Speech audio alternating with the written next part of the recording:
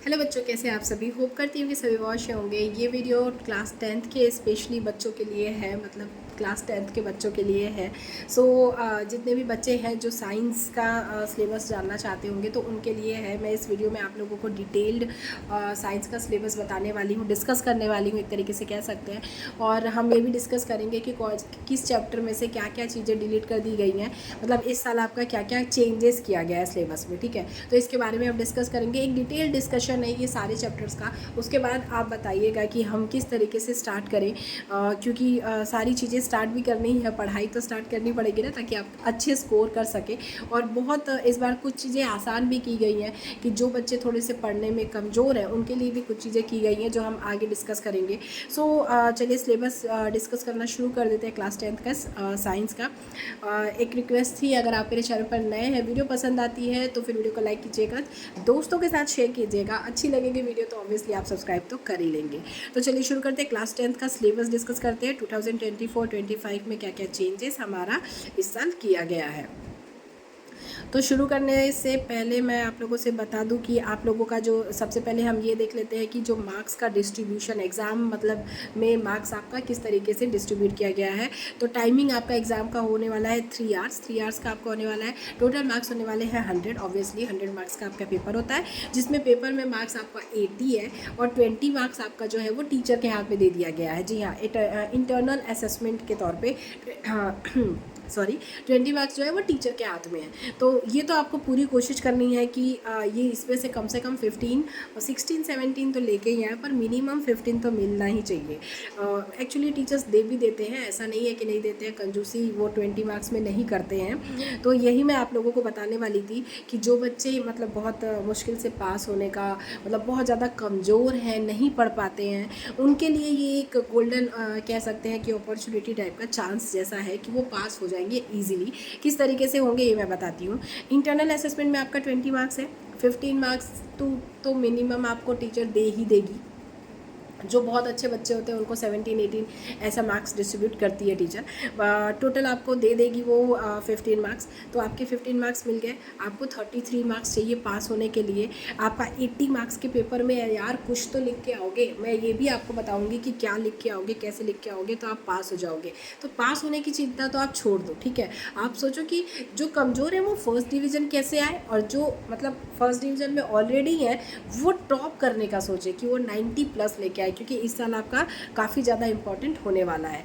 तो ये हमारा हो गया मतलब मार्क्स का डिस्ट्रीब्यूशन, किस तरीके से आपके मार्क्स है, एग्ज़ाम का पैटर्न कह सकते हैं आप कि किस तरीके से होने वाला है। इस बार आपके 2 बोर्ड होने वाले हैं, ये भी एक मेजर मतलब चेंजेस आए हैं। तो ये 2 बोर्ड वाले चीज़ पे हम बाद में डिस्कशन करेंगे इस टॉपिक पे। अगर आप लोगों को इसमें कोई डाउट हो तो आप मुझे कमेंट कर सकते हैं। नेक्स्ट हम चलिए चैप्टर वाइज देखते हैं। आपके यूनिट होने वाले हैं 5, ठीक है। साइंस में आपका इस साल कितना यूनिट होने वाला है, 5। तो 5 यूनिट्स में आपका chemical substances, nature and behaviour जो है वो 25 मार्क्स लेने वाला है। इसमें chemical reactions, acid bases and salts, metal and non metals, then फिर कार्बन कंपाउंडिंग, ये 4 आपका आने वाला है। नेक्स्ट आपका जो मतलब ये 4 मिलके आपको 25 मार्क्स दिलाने वाले हैं। नेक्स्ट आपका जो हमारा यूनिट आता है वो हमारा है वर्ल्ड ऑफ लिविंग, ये भी 25 मार्क्स का है। इसके अंदर भी मतलब 3-4 चैप्टर्स तो है ही। तो life processes, control and coordination, फिर reproduction and heredity and evolution, इस तरीके से 4 चैप्टर इसमें भी है।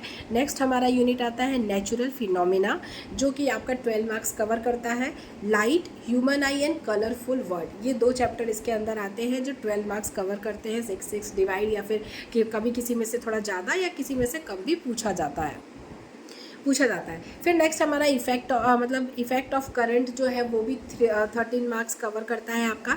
इसमें जो चैप्टर्स है वो electricity, magnetic effect of electric current, ये 2 चैप्टर्स हैं। तो अब आगे हम देखेंगे कि क्या कट किया गया है और क्या नहीं, और क्या मतलब एज इट इज़ दे दिया है हमारे मतलब जो हमारे इस साल के सिलेबस में।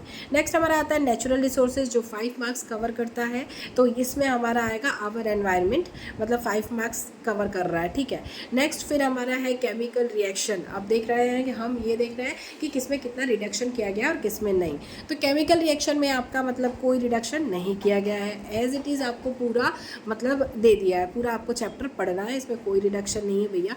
मतलब पूरा चैप्टर आपको पिछले साल का सिलेबस आपके इस साल काम आ सकता है, ठीक है। तो इसमें कोई कट वट नहीं करना है कि हमने ये नहीं पढ़ना है।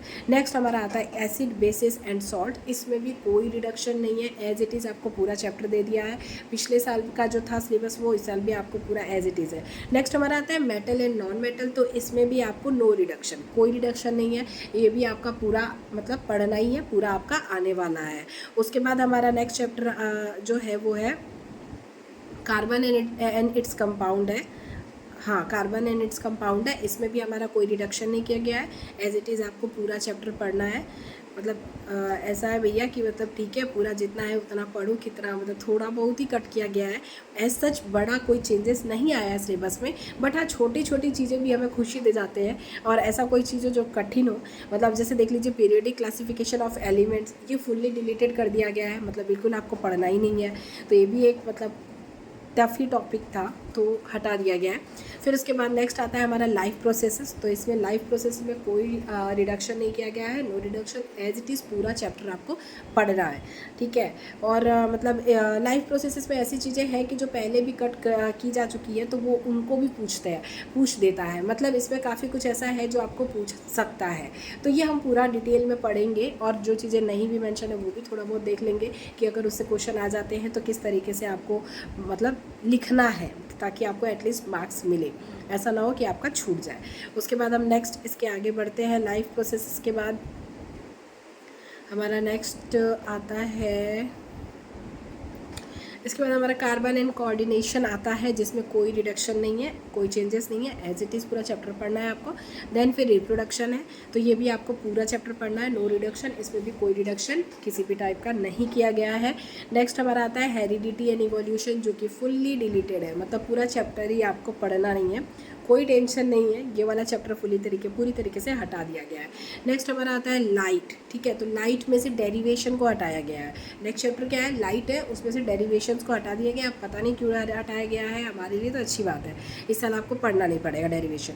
नेक्स्ट हमारा आता है human eye and colour world, ठीक है। तो इसमें से भी colour of sun at sunrise and sunset, इस पॉइंट को भी हटा दिया गया है, ठीक है। तो ये एक अच्छा था, मतलब इससे इजी क्वेश्चन बनता था, बट हटा दिया गया है, तो फिर क्या ही इजी एंड क्या ही टफ, ठीक है, पढ़ना तो हमें पूरा ही है। फिर आता है इलेक्ट्रिसिटी चैप्टर में आपका कुछ भी रिडक्शन नहीं किया गया है, एज इट इज़ जैसा था वैसा ही दे दिया गया है हमें। फिर magnetic effect of electric current, इसमें आपके 3 टॉपिक जो है वो मेजर हटा दिए गए हैं। इलेक्ट्रोमैग्नेटिक इंडक्शन EMI, जो कि काफ़ी टफ था, इलेक्ट्रिक मोटर, इलेक्ट्रिक जनरेटर, तो ये 3 टॉपिक आपके हटा दिए गए हैं। मतलब मेरे लिए तो मतलब मैं कहूँगी कि ये आप लोग के लिए अच्छी बात है, क्योंकि थोड़े टफ जाते थे पढ़ने में, और इम्पॉर्टेंट तो थे ही, मतलब क्वेश्चन आ ही जाता था इसमें से, तो ये आपका चैप्टर हटा दिया गया है। नेक्स्ट हम पढ़ने वाले हैं सोर्स ऑफ एनर्जी। तो सोर्स ऑफ एनर्जी आपका पढ़ने के वाले हैं, पूरी तरीके से डिलीट है, बिल्कुल भी इससे कोई क्वेश्चन नहीं आने वाला है। तो फिर सोर्स ऑफ एनर्जी तो डिलीट हो गया भैया, मतलब बिल्कुल नहीं आने वाला है।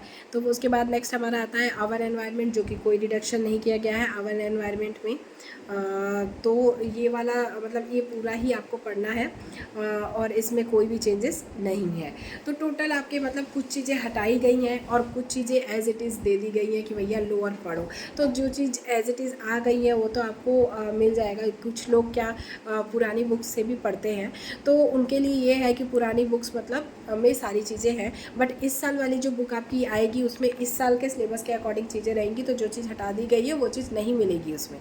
तो बेटर तो वो भी है, बट जो पुरानी बुक से भी पढ़ रहे हो वो उसमें कट कर लेंगे तो कोई बात नहीं, वैसे भी हमको जो पढ़ाया जाता है वही पढ़ ले हम लोग, तो बहुत है, बहुत सारी चीज़ें होती हैं। सो ये सारे चेंजेस किए गए हैं। वीडियो में मैंने सारी चीज़ें डिटेल में आपको बताई है, अगर कहीं डाउट रह गया होगा तो आप मुझे कमेंट कर सकते हैं।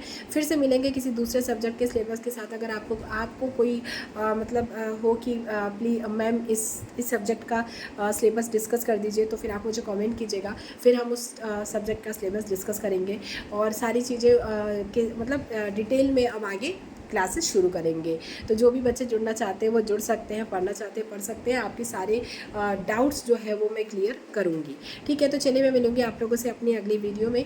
ये वाली वीडियो आप लोगों को अच्छी लगी हो तो दोस्तों के साथ शेयर ज़रूर कीजिएगा और वीडियो को लाइक कीजिएगा। चलिए मैं मिलूँगी फिर से अगली वीडियो में। तब तक के लिए bye bye and all the best for your new journey.